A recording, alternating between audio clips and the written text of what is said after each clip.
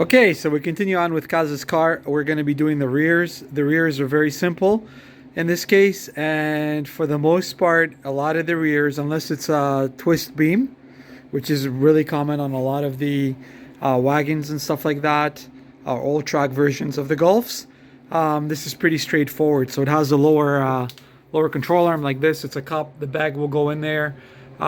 This has like a spring retainer, OEM spring retainer that we removed. We try to clean up the lower mount as best as possible, because what's going to happen is the lower mount of the bag is going to sit right in between the cup, and that will securely hold it in order for it to slide back and forth within the actual cup itself. And obviously we needed to remove the sway bar in order to drop this. The sway bar end link over here. This is a 13 mil.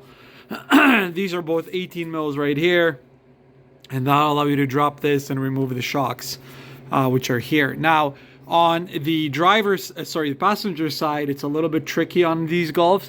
That's because there's an evap canister over here. So this is a 13 mil bolt over here that has to be sort of removed from this section over here. And the reason why is because this covers the 17 mil, I believe, bolt in order to remove the shock. So this whole evap canister has to be dropped, and that'll give you easy access to the shock, and then you can remove the shock. So the rears are pretty straightforward.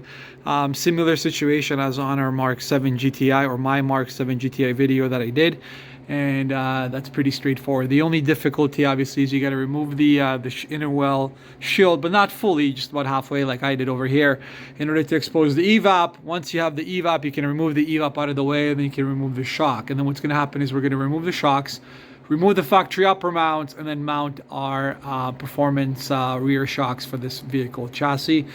On top over here, there's a tit. I call it the tit, and then the lower cup will retain the bag from moving, and then we're going to secure it from the bottom over here on the bottom of the cup. So you guys will see it in the next video. Also, what I like to do is I like to orient my bolts as I remove them in the orientation that I took them off. So the way these were put in, and the lower controller mounts, is that's how they're going to go. So meaning from the back in, and then the nut will go here. So I also sort of, as a trick, in order not to forget how they went in on the ground, I arranged them the way that they were taken out. So that way I know when I put them back in into the lower control arm, that's the orientation how they're supposed to go in. So hopefully that helps you guys. It's a little bit of a tip that works for me. That way you don't get into a situation later when you're putting it back in that you don't know which way they're supposed to go back in, and save yourself 10 minutes of trying to figure out and guess. Okay, one side of the rear is in. Nice and neat, seated in here. The bag is in there. The struts or the shocks already attached. Everything is attached. Sway bar is attached as well. The lower bracket, so this is good. Okay, so now we're gonna work on running the lines.